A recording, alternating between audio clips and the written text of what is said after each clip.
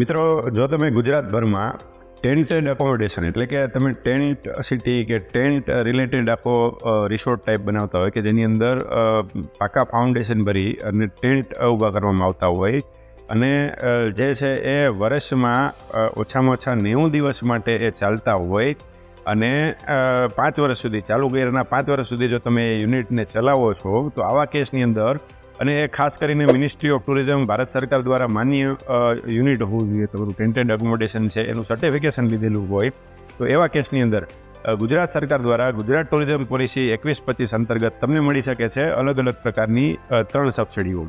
તો આ 3 સબસિડી કઈ મળે છે, કેટલી મળે છે અને કેવી રીતે મળે છે એ આજના આ વિડીયો દ્વારા આપણે જોશું.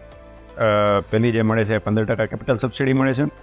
બીજે જે મળે છે green building sustainable tourism certification ઉપરની સબસિડી મળતી હોય છે અને ઇલેક્ટ્રિસિટી ડ્યુટી અને સ્ટેમ્પ ડ્યુટી એક્ઝમ્પશન એના ઉપર મળતું હોય છે. રજિસ્ટ્રેશન ફી ભરેલી છે એનું એક્ઝમ્પશન મળતું હોય છે. તો આ 3 પ્રકારની અલગ અલગ સબસિડીઓ જે છે ટેન્ટેડ એકોમોડેશનને મળવા પાત્ર હોય છે. ગુજરાત ટુરિઝમ પોલિસી 21-25 અંતર્ગત આપતી હોય છે. ત્યારે ખાસ એ ધ્યાન રાખવું પડે કે આ જે પ્રોજેક્ટ છે 1 જાન્યુઆરી 2021થી લઈ 31 ડિસેમ્બર 2025 સુધી સ્ટાર્ટ થયેલો હોય અને પૂરો થયેલો હોવો જોઈએ. 1 જાન્યુઆરી 2021 પહેલાં જે સ્ટાર્ટ થયેલો પ્રોજેક્ટ છે એના કેસમાં 1 જાન્યુઆરી 2021 પછીના ખર્ચ ઉપર જ સબસિડી મળવા પાત્ર થશે અને આ પ્રોજેક્ટ છે 31 ડિસેમ્બર 2025 પહેલાં પૂરો થઈ જવો જોઈએ, શરૂ થઈ જવો જોઈએ. તમારું સેલ્સ બિલ છે, ફર્સ્ટ સેલ્સ બિલ છે 31 ડિસેમ્બર 2025 પહેલાં બની જવું જોઈએ. અને જ્યારે મોટો પ્રોજેક્ટ હોય 100 કરોડથી 250 કરોડનો પ્રોજેક્ટ હોય તો 6 મહિનાનો ટાઈમ વધારે આપવામાં આવતો હોય છે, એક્સટેન્શન આપવામાં આવતું હોય છે. 250 કરોડથી 500 કરોડમાં 12 મહિનાનું એક્સટેન્શન આપવામાં આવે છે અને 500 કરોડથી ઉપરના પ્રોજેક્ટમાં 18 મહિનાનું એક્સટેન્શન આપવામાં આવતું હોય છે. તો આવા પ્રોજેક્ટ છે એ આ સબસિડી અંતર્ગત તમે લાભ લઈ શકો છો. પણ ખાસ જોવું એ પડે કે બધી જ સબસિડીનો જે ફાયદો છે, લાભ છે એ ટોટલ ખર્ચથી વધારે ન થવો જોઈએ. ટુરિઝમ પોલિસી અંતર્ગત જ્યારે તમે લાભ લો છો ત્યારે બીજી પોલિસી અંતર્ગત ગુજરાત સરકારની તમે લાભ ના લઈ શકો. કોઈ એક જ પોલિસી અંતર્ગત તમે લાભ લઈ શકો એવી પણ કન્ડિશન છે. સાથે સાથે તમારે જે આ ટેન્ટેડ એકોમોડેશન છે વર્ષમાં મિનિમમ 90 દિવસ ચલાવવું પડે અને ચાલુ કર્યાના 5 વર્ષ સુધી ચલાવવું પડે તો જ આ સબસિડી મળવા પાત્ર થાય છે. તો આ ખાસ આ બાબતોને ધ્યાનમાં રાખવી પડે આપણે. જ્યારે ટેન્ટેડ એકોમોડેશનની વાત કરીએ ત્યારે 15% કેપિટલ સબસિડી આપણે મળે છે. ટોટલ જે ખર્ચ કરીએ છીએ આપણે એના 15% મળે છે. ઇલેક્ટ્રિસિટી ડ્યુટી છે એ તમારું જે કાંઈ લાઇટ બિલ આવતું હોય છે એની અંદર લાગેલી હોય છે.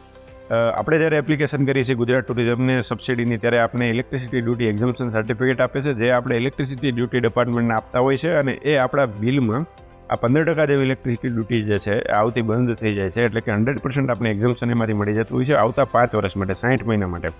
અને જે સ્ટેમ્પ ડ્યુટી અને રજિસ્ટ્રેશન ફી આપણે ભરેલું છે એ પૂરેપૂરી આપણે રિએમ્બર્સમેન્ટ થઈ જતી હોય છે.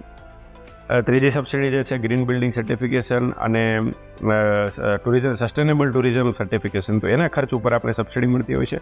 પણ આ જે સર્ટિફિકેશન છે એ માન્ય સંસ્થાઓ જ આપણે આપતી હોય છે અને સંસ્થાઓ જે છે એ છે ઇન્ડિયન ગ્રીન બિલ્ડિંગ કાઉન્સિલ, ગ્રીહા એટલે કે green rating for integrated habitat assessment, leadership in energy and environment design અને સસ્ટેનેબલ ટુરિઝમ માટે ગ્લોબલ સસ્ટેનેબલ ટુરિઝમ કાઉન્સિલ.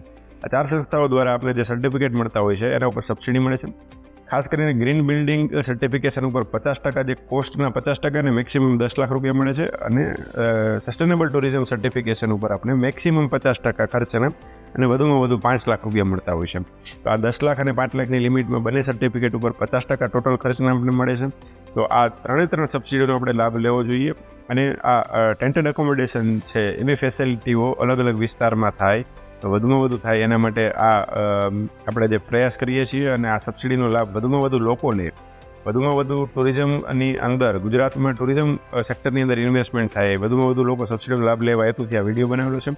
તો આપને આ વિડીયો મારફતે આ માહિતી આપી છે. આપ પણ બીજા મિત્રો સર્કલ ગ્રુપમાં જે લોકો ટુરિઝમ સાથે જોડાયેલા છે એમના વિડીયો શેર કરીને વધુમાં વધુ લોકો સુધી માહિતી પહોંચાડો અને વધુમાં વધુ લોકો લાભ લે એનો પ્રયાસ છે એમાં સહભાગી બનો.